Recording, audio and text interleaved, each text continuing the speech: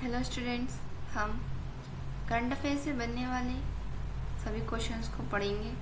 ये सारे ही क्वेश्चंस बहुत इम्पोर्टेंट है। चलिए शुरू करते हैं। हमारा फर्स्ट क्वेश्चन है, हाल ही में विश्व मरुस्थलीकरण और सूखे रोकथाम दिवस 2025 कब मनाया जाएगा? इसके ऑप्शन है ए 15 जून, बी 16 जून, सी 17 जून या डी इनमें से कोई नहीं। इसका ऑप्शन नंबर सी सही है, 17 जून। प्रतिवर्ष 17 जून को विश्व मरुस्थलीकरण और सूखे की रोकथाम दिवस मनाया जाता है। वहीं 15 जून को प्रतिवर्ष हम सभी लोग अंतर्राष्ट्रीय पवन दिवस मनाते हैं और 16 जून को हम लोग प्रतिवर्ष अफ्रीकी बाल दिवस मनाते हैं। अफ्रीकी बाल दिवस अफ्रीका के बच्चों की शिक्षा के लिए मनाया जाने वाला एक महत्वपूर्ण बाल दिवस है।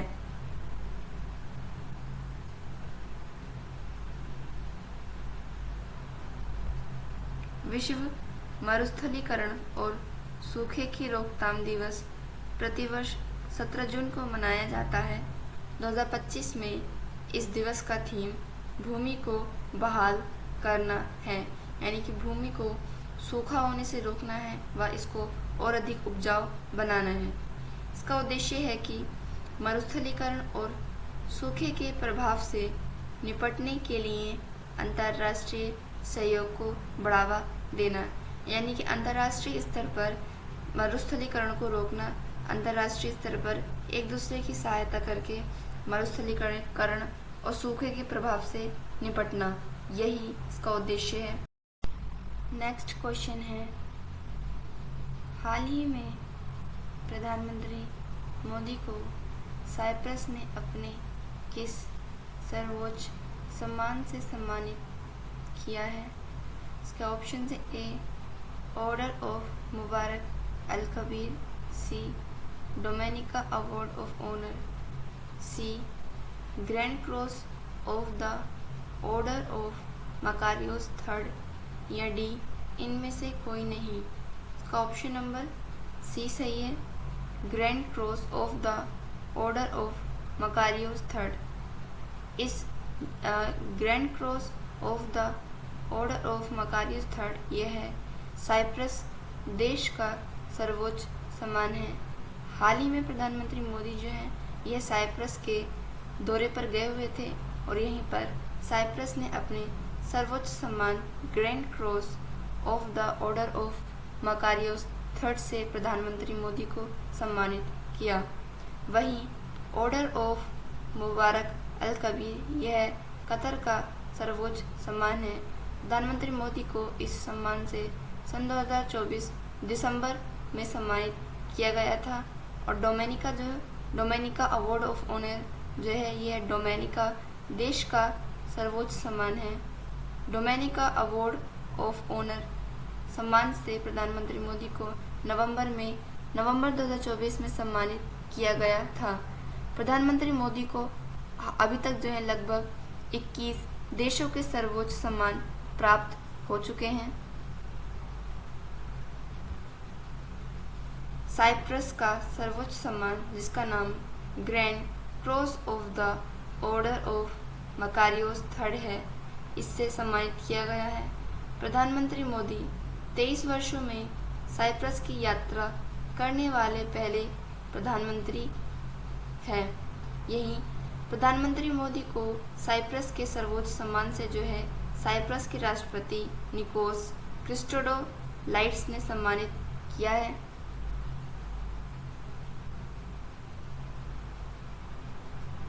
साइप्रस की राजधानी निकोसाया है व इसकी मुद्रा यूरो है और वर्तमान में साइप्रस के राष्ट्रपति निकोस क्रिस्टोडोलाइट्स है। नेक्स्ट क्वेश्चन है, हाल ही में संस्थागत मध्यस्थता सम्मेलन 2025 कहाँ आयोजित किया गया है? इसके ऑप्शन है ए मुंबई, बी दिल्ली, सी अहमदाबाद या डी इनमें से कोई नहीं। इसका ऑप्शन नंबर बी सही है, दिल्ली। हाल ही में दिल्ली में जो है संस्थागत मध्यस्थ सम्मेलन का आयोजन किया गया है, जिसमें मुख्य अतिथि के तौर पर अर्जुन राम मेघवाल जी आए। संस्थागत मध्यस्थ सम्मेलन का हाल ही में जो है नई दिल्ली में आयोजन किया गया। संस्थागत मध्यस्थ सम्मेलन को आयोजित करने का उद्देश्य है कि वैश्विक मध्यस्थता के रूप में भारत की स्थिति को मजबूत करना। दिल्ली में आयोजित हुए इस संस्थागत मध्यस्थता सम्मेलन में भारत अंतर्राष्ट्रीय मध्यस्थता केंद्र और ONGC ने सहयोग दिया, यानी कि भारत अंतर्राष्ट्रीय मध्यस्थता केंद्र और ONGC के सहयोग से यह संस्थागत मध्यस्थ सम्मेलन सही पूर्ण रूप से कार्यान्वित हुआ। वहीं इस संस्थागत मध्यस्थ सम्मेलन में मुख्य अतिथि के रूप में जो है केंद्रीय विधि एवं न्याय मंत्री अर्जुन मेघवाल जी आए। नेक्स्ट क्वेश्चन है, हाल ही में 11वें अंतर्राष्ट्रीय योगा दिवस के लिए राष्ट्रीय मेज़बान किसे चुना गया है? इसके ऑप्शन है ए विशाखापट्टनम, सी कोलकाता, डी हैदराबाद या सी चेन्नई। इसका ऑप्शन नंबर ए सही है, विशाखापट्टनम। आंध्र प्रदेश के विशाखापट्टनम को हाल ही में जो है 11वें अंतर्राष्ट्रीय योगा दिवस के लिए राष्ट्रीय मेज़बान चुना गया है। राष्ट्रीय योगा दिवस प्रतिवर्ष 21 जून को मनाया जाता है। इस बार 21 जून को ये अंतर्राष्ट्रीय योगा दिवस के लिए राष्ट्रीय मेज़बान आंध्र प्रदेश के विशाखापट्टनम को घोषित किया गया है। इस बार का अंतर्राष्ट्रीय योगा दिवस का जो थीम है वह है एक पृथ्वी एक स्वास्थ्य के लिए योग।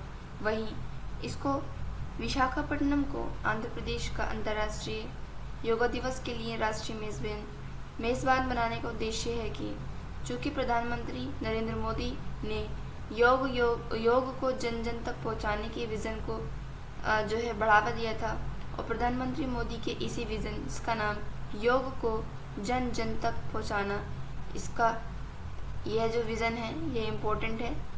इसके विज़न को जो है साकार करने का उद्देश्य के साथ ही जो है ये अंतर्राष्ट्रीय योगा दिवस के लिए राष्ट्रीय मेज़बान विशाखापट्टनम को बनाया गया है। क्वेश्चन है, हाल ही में किसने अपनी G20 के शेरपा पद से इस्तीफा दे दिया है? इसके ऑप्शन है A Amitabh Kant, B NS Sanjay Gonda, B Satpal Bhanu या डी इनमें से कोई नहीं। इसका ऑप्शन नंबर ए सही है, अमिताभ कांत। अमिताभ कांत ने जो है हाल ही में अपने एक्स अकाउंट यानी कि जो जिसका पूर्ण नाम ट्विटर था, ट्विटर के ज़रिए उन्होंने अपनी G20 पद से इस्तीफा देने की घोषणा की है। वही NS संजय गोंडा ने जो है हाल ही में गुजरात हाई कोर्ट के मुख्य न्यायाधीश के रूप में शपथ ली है,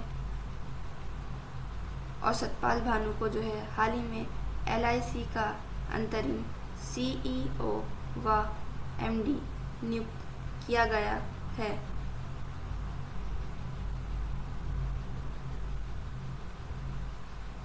अमिताभ कांत यह G20 के शेरपा रह चुके हैं। इन्होंने हाल ही में जो है अपने सोशल मीडिया अकाउंट के ज़रिए अपनी G20 शेरपा पद से इस्तीफा देने की घोषणा की है।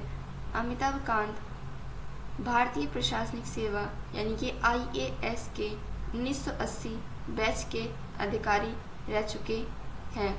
2023 में भारत की G20 अध्यक्षता का नेतृत्व अमिताभ कांत ने ही किया था। चूँकि 2023 में G20 का आयोजन होस्ट देश भारत था, और भारत की ओर से जिस G20 अध्यक्षता का नेतृत्व अमिताभ कांत जी ने किया था।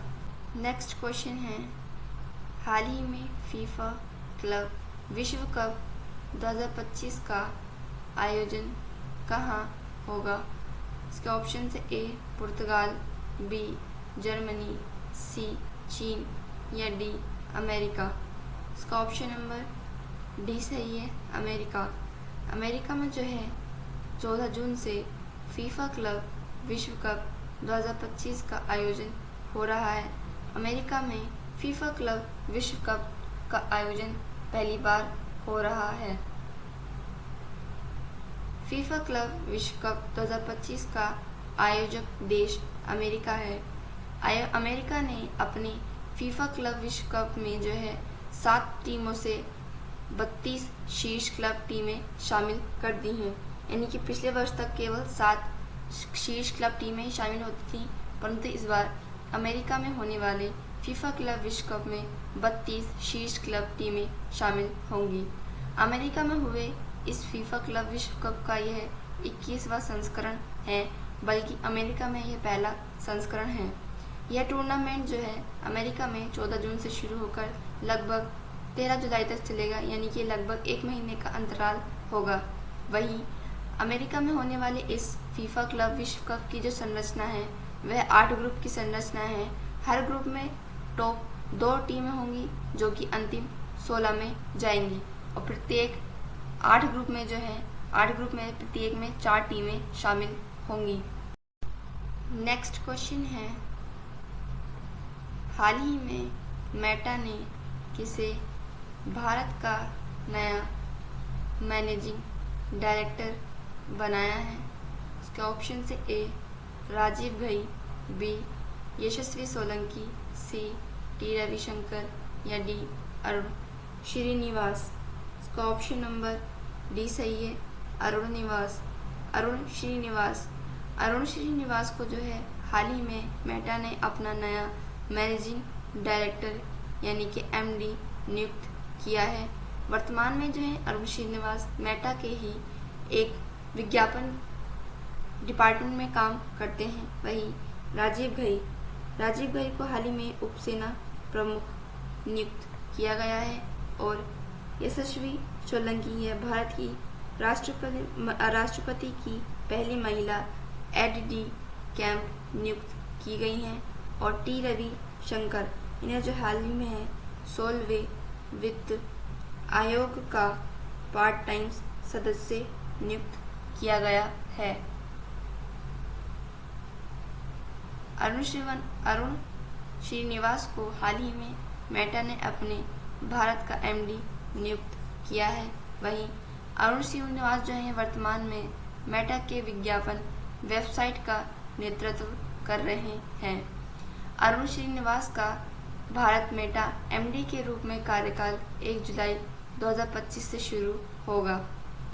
नेक्स्ट क्वेश्चन है, हाल ही में किसने the start light the way नामक उपन्यास लिखा है? इसके ऑप्शन है ए सुचेता राज खन्ना, बी बानो मुश्ताक, सी स्नेह भार्गव या डी इनमें से कोई नहीं। इसका ऑप्शन नंबर ए सही है, सुचेता राज खन्ना जो कि सिंगापुर में रहने वाली एक प्रशिक्षिका और लेखिका हैं। इन्होंने हाल ही में एक उपन्यास लिखा है जिसका नाम the start light the way है। वहीं बानो मुश्ताक को हाल ही में जो है उनके शॉर्ट यानी कि लघु संग्रह द हार्ट लैम्प के लिए जो है अंतर्राष्ट्रीय बुकर पुरस्कार से सम्मानित किया गया है।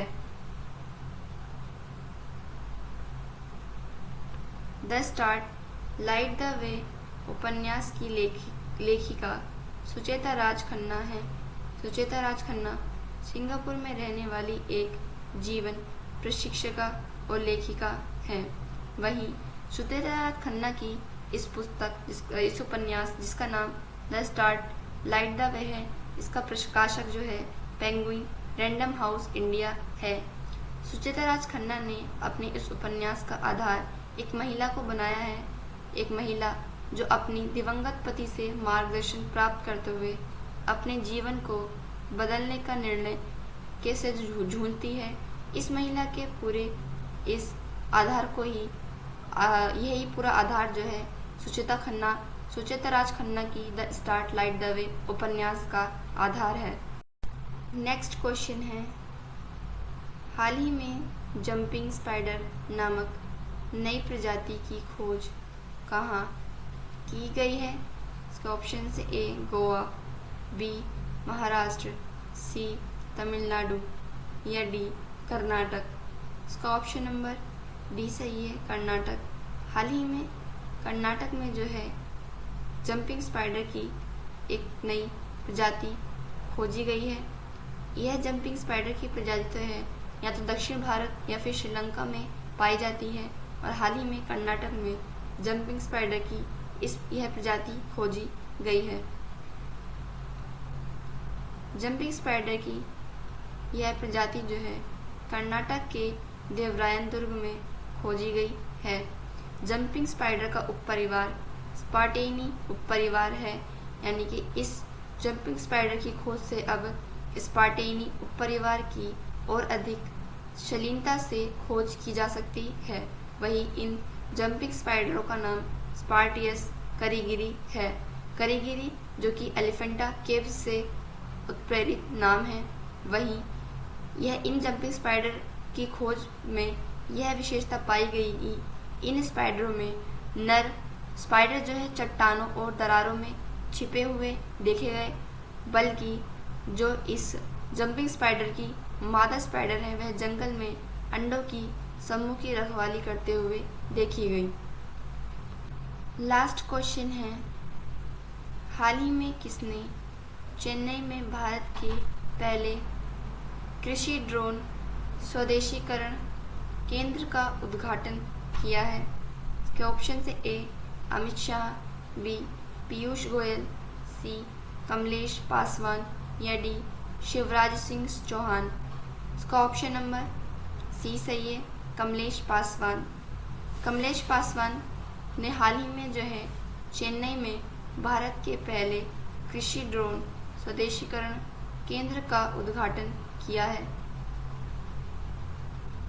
पहले कृषि ड्रोन स्वदेशीकरण केंद्र का उद्घाटन केंद्रीय ग्रामीण विकास मंत्री कमलेश पासवान जी ने किया है। इसका उद्देश्य है कि देश को ड्रोन नवाचार, आत्मनिर्भर और कौशल प्रशिक्षण के क्षेत्र में अग्रणी देश बनाना है।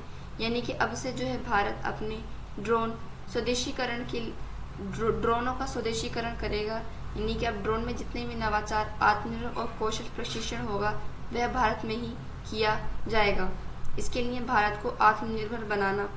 वहीं उद्घाटन के साथ साथ जो है कमलेश पासवान ने 300 उत्कृष्टता केंद्रों का अनावरण भी किया। स्टूडेंट्स, ये क्लास हम यही ख़त्म करते हैं।